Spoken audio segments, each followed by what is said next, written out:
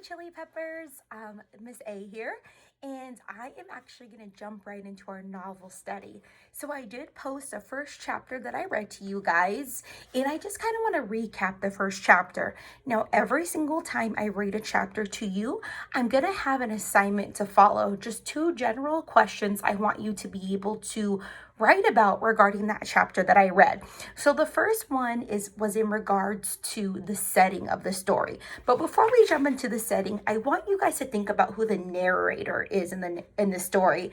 This is something that we just go over in class, so take a moment and think about it. Who is the narrator in the story? Take a moment. Yes, you're right. It's Max. His real name is Maxwell, but if you notice, he goes by Max. So Max is considered the narrator in the story. He is telling the story. It is from his own perspective, and we're hearing his actions, we're hearing his thoughts, so he is a narrator.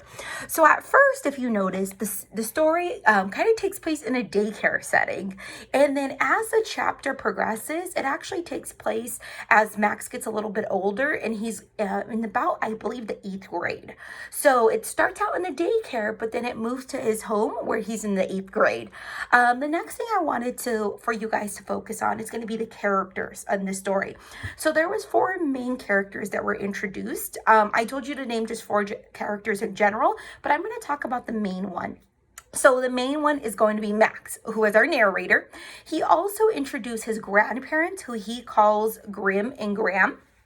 And then also Freak. So Freak is who he talks about a lot. And that is the person that is a child that he meets in daycare. But if you notice, he said Freak isn't there every day. And then one day he just disappears. So I'm going to go ahead and go into chapter 2. And then I'm going to read it. And then give you 2 more questions to focus on.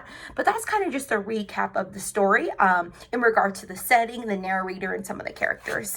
In chapter 2, is called Up from the Down Under. All right, I'm going to go ahead and get started. That summer, let's see, I'm still living in the basement, my own private down under, in the little room Grim built for me there. Glued up this cheap paneling, right? It sort of buckles away from the concrete cellar walls, a regular ripple effect, but I do not complain about the crummy paneling or the rug that smells like low tide. I do not, because I like it. It in the down under. Got the place all to myself and no fear of Graham sticking her head in the door and saying, Maxwell, dear, what are you doing? So if you notice, it's the setting changed to this basement. And I just want to point out that it sounds like Max really likes the basement. It's his own private space and he's kind of away from everybody, especially Graham, who was his grandma. Now that I ever do much of anything, Grim has it fixed in his head I'm at a dangerous age and I need to keep me under observation. Like I might make bombs or start a fire or whack out the local pets with this thrusty slingshot or what the local pets with my thrusty slingshot or whatever. Except I never had a slingshot. It was Grim who had one when he was my age. The proof is right there in the family photo album. You can see this blurry little miniature Grim with no front teeth grinning at the camera and yanking back on this prehistoric slingshot. Good for walking mastodons, probably. Just proper targets, Grim says, closing up the photo album. End of discussion. Like, oops, better hide the evidence. Don't want to give the dangerous boy any ideas. Now that I have any ideas, my brain is vacant, okay? I'm just this critter hiding out in the basement, drooling in my comic books or whatever. All right? I actually never drool, but you get the picture. Anyhow, this is the first day of July, already counting down for the 4th and wondering where I can get an M80, which is supposed to have this explosive power of a quarter stick of dynamite or something. When it goes off, your heart thuds to a stop for a microsecond wham, which is probably what Grim is afraid of. Eek, eek, Maxwell armed with dynamite. So I finally get bored in the down under and I'm hanging out in the so-called backyard, your basic chuck of chain link heaven.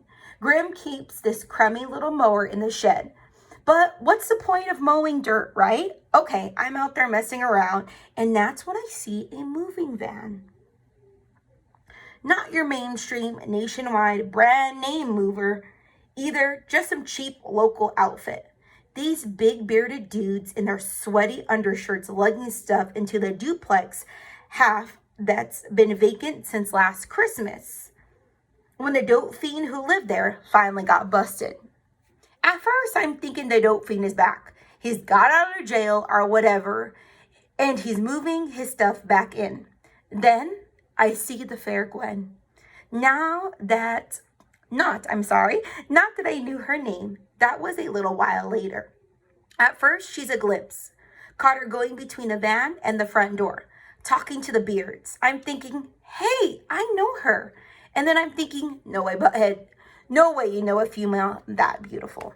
Because she looks like some kind of movie star, wearing those old jeans and a baggy t-shirt with her long hair tied back, and she's probably sweating, but she still looks like a movie star. Like she has this glow, a secret spotlight that follows her around and makes her eyes light up. And I'm thinking, wow, this improves the old neighborhood. You're thinking, yeah, right, the goon is barely out of the 7th grade. Who does he think he is? All I'm saying, the fair Gwen had star quality, and even I told more, I can see it. And the reason she looked familiar is I must have seen her bringing back Freak to the daycare way back in the dark ages, because the next thing I notice is this crippled, yellowed-haired midget kid strutting around the sidewalk giving orders to the beards. He's going, hey, you doofus. Hey, you with the hairy face, take it easy with that box. That box contains a computer. Do you know what a computer is? I can't believe it. By then, I'm sneaking along the street to see what's going on. And there's this weird looking little dude. He's got a normal size head, but the rest of him is shorter than a yardstick. And kind of in a twisted way that means he can't stand up straight and makes his chest puff out as he's waving his crutches around and yelling at the movers. Hey, Gwen, one of the beards say, can't you give this kid a pill or something? He's driving us nuts. So Gwen comes out of the house and pushes her hair out of her big brown eyes, and then she goes, Kevin, go play in the backyard, okay? But my computer! Your computer is fine. Leave the men alone. They'll be done soon and we can have lunch. By this time, I'm hunkering along in front of the place, trying to maintain a casual attitude. Except, like I said, my feet are going wild that year and I keep tripping over everything.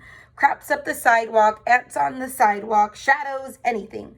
Then the strange little dude jerks himself around and he catches sight of me and he lifts a crutch up and points it at my heart and he goes, identify yourself, Earthling. I'm busy keeping my feet from tripping and I don't get that he means me. I said, identify yourself, Earthling, or suffer the consequences.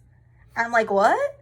And before I can decide whether or not to tell him my name or which name, because now I recognize him as a weird little robot kid from daycare. And then he remembers me as Kicker. Anyhow, before I can say a word, he pulls a trigger on that crutch and makes a weapon noise and goes, then die, Earthling, bang. I motor out of there without saying a word because I'm pretty sure he really means it. The way he points that crutch is the only part of it. You have to see the look in his eyes. Man, that little dude really hates me. He wants me to die. So that is going to be chapter 2, guys. And I really want you to think about 2 different things from this chapter. I want you to describe Freak. Because if you notice, Freak reappears. Maxwell notices that Freak actually has reappeared in his life and he's moving down the street. So I want you to describe him as a character. Describe his personality. Describe his size. What does he look like? The next thing I want you to do is describe the basement. Miss A kind of stopped and said, you know, this is the basement, but I want you to describe it in your own words. What is the basement? Who built the basement? How does Max feel about the basement?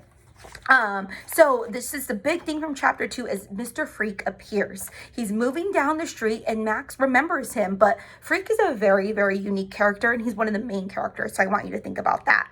Thanks, guys. I will be back with chapter 3.